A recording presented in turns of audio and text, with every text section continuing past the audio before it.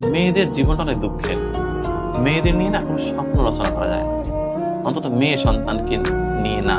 কেননা মেয়েরা আসলে তার জীবনের কোনো কুল কখনোই ঠিক রাখতে পারে না। বাবার সংসারে একরকম অ্যাটিচিউড করতে হয় তাকে, বিয়ে হওয়ার পর স্বামী সংসারে গিয়ে আর এক রকম আচরণ করতে হয়, আবার বৃদ্ধ বয়সে গিয়ে ছেলের সংসারে গিয়ে আর এক রকমের রূপ ধরতে হয়। মানে বলে না নারী বহুরূপী, এই কথাটা না একটা পজিটিভ অর্থ আছে আমার কাছে। নারী যে বহুরূপী হবে না, নারীর না নিজস্বতা কম হয়ে যায়।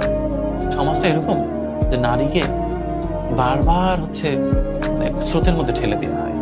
নারীকে অনেক কিছু সইতে হয়। এই জীবন আমার মাকে যেমন সইতে হয়েছে, তো নারীর জীবনটা আসলে খুব বেশি যে স্মুথ এরকম বলা যাবে না।